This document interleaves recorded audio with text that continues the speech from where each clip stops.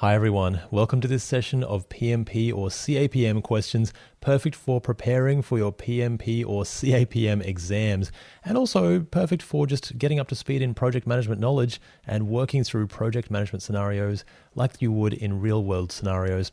Let's check out these 10 questions. It's going to be a whole bunch of fun. Your company is launching a line of wearable fitness devices.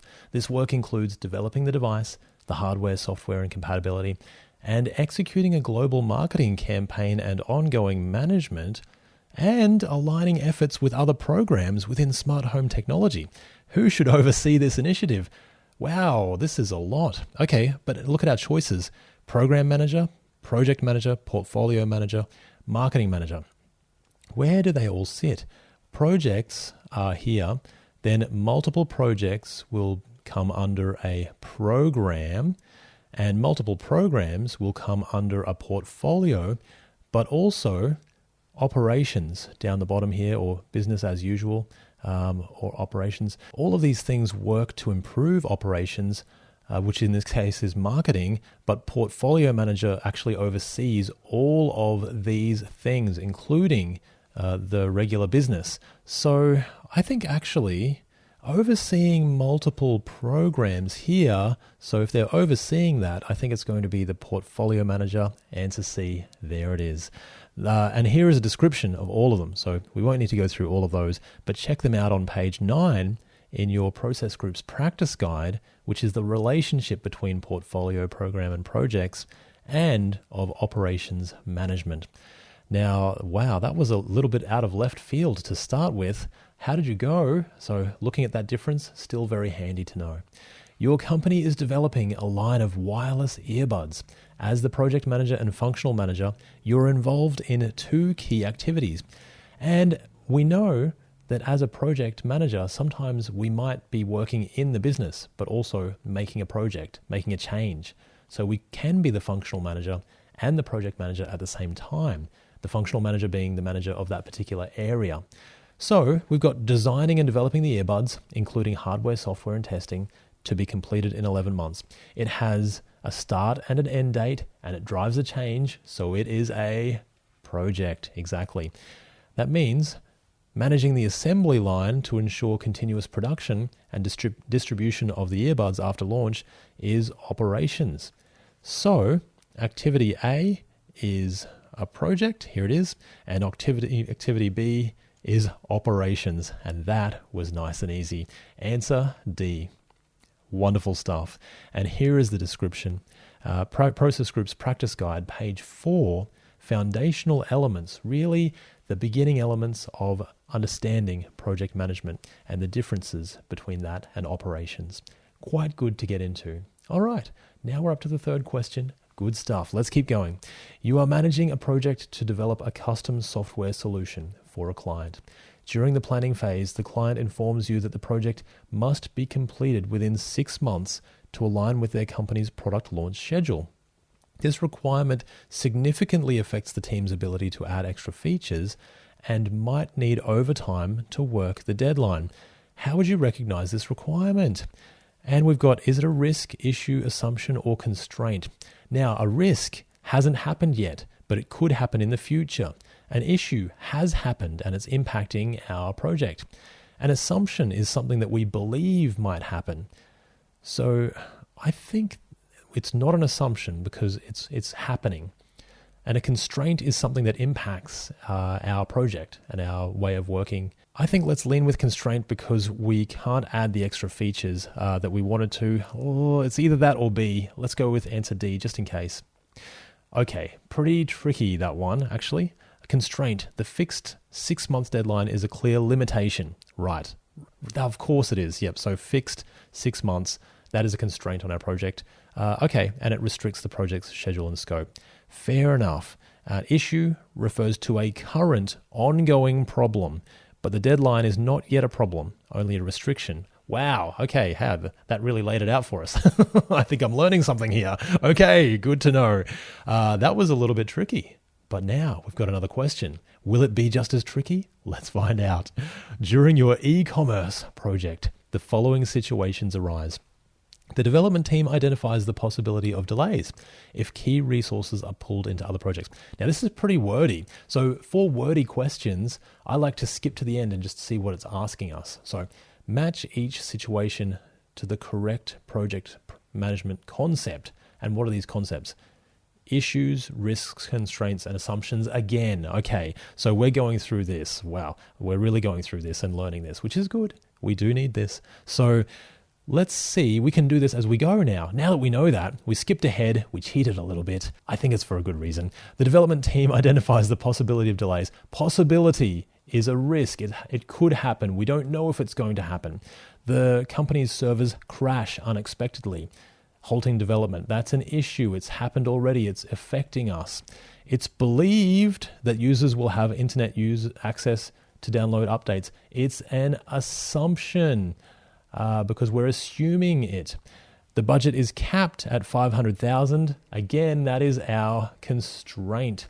So what have we got? Risk, issue, assumption, constraint. Risk, issue, assumption, constraint. It's answer B, I think. And there it is. Wonderful stuff. Again, it gives us all the information there, which was really handy last time. PMP Guide 235, page 235. Definitions. PMP Guide 7th edition, so that's a wonderful book to go through. Highly recommended. And I think we understand risks and assumptions now, and issues and constraints. You are managing a marketing campaign project. A stakeholder recently expressed dissatisfaction with deliverables, saying that they did not meet their expectations.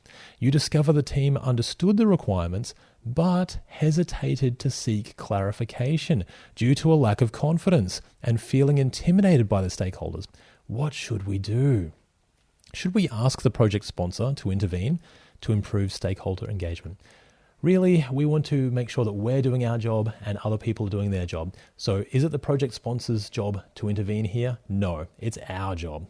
Update the stakeholder engagement plan to include a requirement for stakeholders to provide detailed written feedback after every deliverable.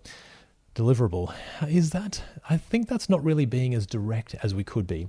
That might solve the problem, but is it the best way? Are we being direct and collaborative? Not really. So let's put a low maybe for now. Work with the team to find an improved communication method with stakeholders. We're being direct, we're being collaborative. I think that's going to be a good answer. Assign a liaison from the project team to handle all stakeholder communications to avoid miscommunication. Well, then the rest of the team doesn't really improve, do they? So that's not going to be the best answer. I think answer C, let's check. Answer C. Leadership skills involve guiding, motivating, and directing a team through capabilities like communication, problem solving, critical thinking, negotiation, resilience, and interpersonal skills. All of these by themselves could probably be a course on their own. Wonderful things to learn. Develop Team, page 145 in the Process Groups Practice Guide from 2023. A great book to go through for your exam. How did you guys go with that one? Now we're really getting through these questions. We're halfway there. You're doing a great job. You're managing a project to develop an online learning platform for a university. During a stakeholder meeting, the marketing team requests a new feature that tracks student engagement in real time. This request was not part of the original project requirements. It's a change. What will you do next? So how do we work with changes? Do we update the scope baseline to include the new feature? Well, first, with a change request, we need to analyze the impact.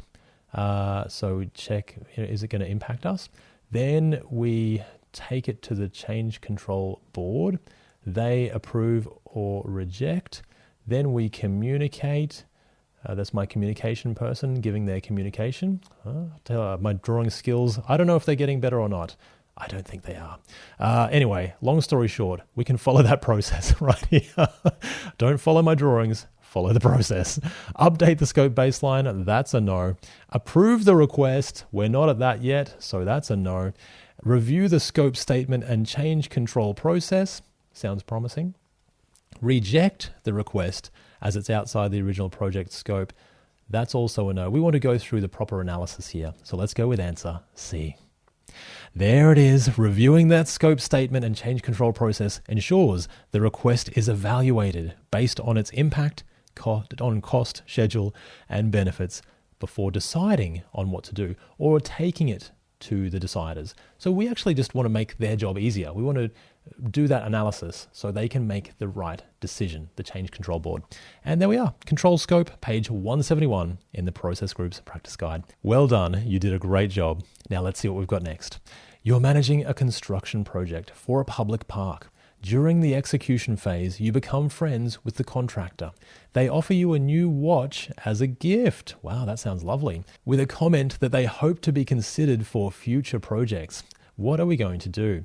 Now, this is more about morals. So working with PMI, it's good to have a good moral compass and a good moral code. In other words, we want to do things by the book, usually, especially on our PMP exam for these particular questions. So politely decline the gift and report your offer to the supervisor. I think that's the right thing to do, definitely. Do we accept the gift to maintain a good working relationship? We don't want to do anything that's going to skew the jobs just based on the relationship. We want it to be based on merit. So that's why we'd put this as a no. Ignore the offer and continue managing the project as planned. We could do that, but again, it's happened. So we sort of need to just at least make our supervisor aware. And even though we're declining the offer, let's put that as a low maybe. Accept the gift, but ensure the contractor does not receive any special treatment. Oh, that's a bit harsh. So again, we don't want to accept it in the first place. So let's put a no. Let's go with answer A. Answer A. The PMI Code of Ethics. There it is. That's the word I was looking for. Ethics.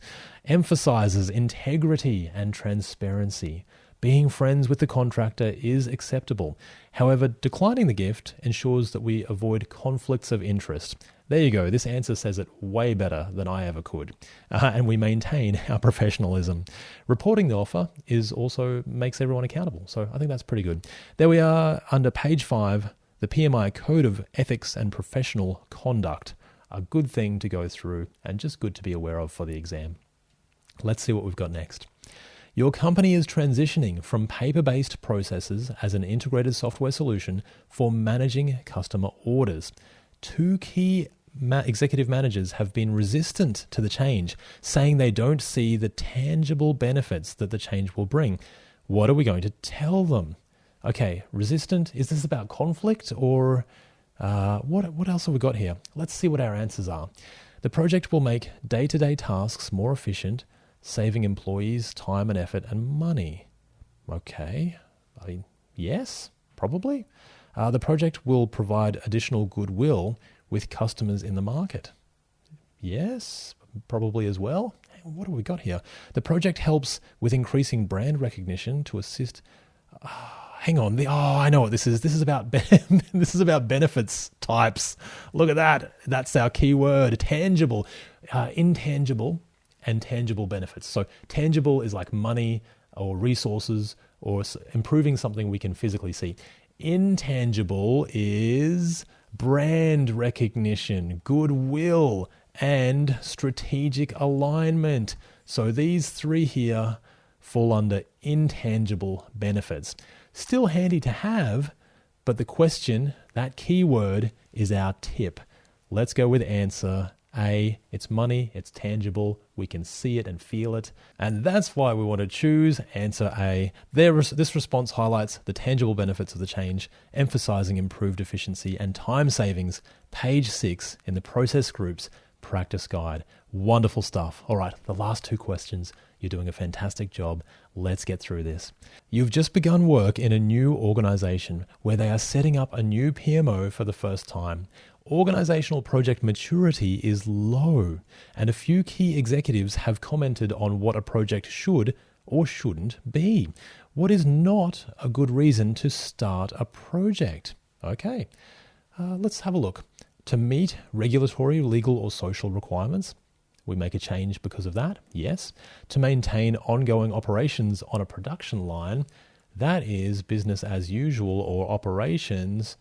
I think that's not really a project in the first place. So that's probably going to be a no. Let's see what else we have just in case.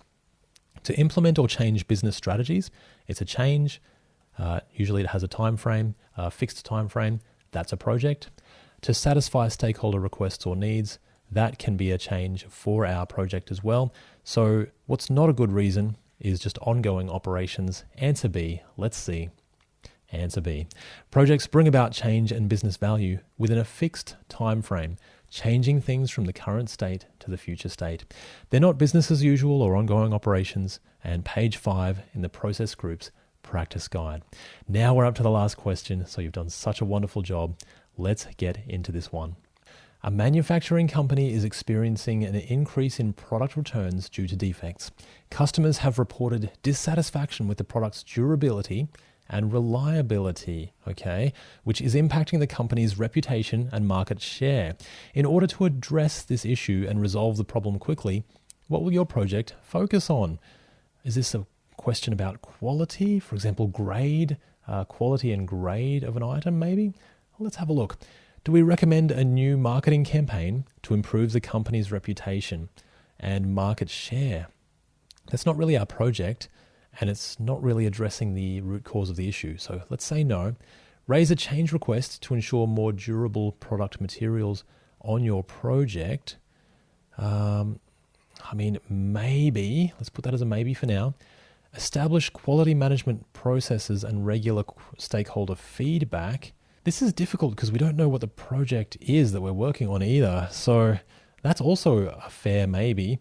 Do we ensure that our project is completed on time to quickly restore customer confidence? Without knowing what our change is, that's also hard to know. Okay, so we've got three bad answers, really. We have to pick the best out of these bad answers. Let's see what we've got. Do we raise a change request? Well, we don't know about the durable materials. Quality management will probably help durability and reliability and regular stakeholder feedback as well to make sure that we're creating a durable and a quality product. Quality is part of our project, so the project we work on does need to have enough quality that meets customer satisfaction or the customer requirements. So I think out of all of these, this is probably the best, and it's a medium maybe at best. So these are not great, but let's go with answer C. Okay, that was lucky. I think it definitely wasn't this one. A change request, well, true, we don't really want a change request just yet either, so I think it's fair in the end. Quality management is the key to identifying and eliminating defects that are causing product returns. Okay, fair response. Ensuring long-term reliability and customer satisfaction. Plan quality management under page 105 in the process group's practice guide. And as you go through the process group's practice guide, we're also going through questions that answer those specific things in that guide. So we're sort of learning the book while also practicing PMP and CAPM questions. It's a wonderful way to learn and a great way to spend your time preparing for your PMP, something that I truly believe is worth your time and will really help you in the job marketplace. Keep learning and keep improving, and I truly believe that you too can pass your exam. I'll see you in the next video. Bye for now.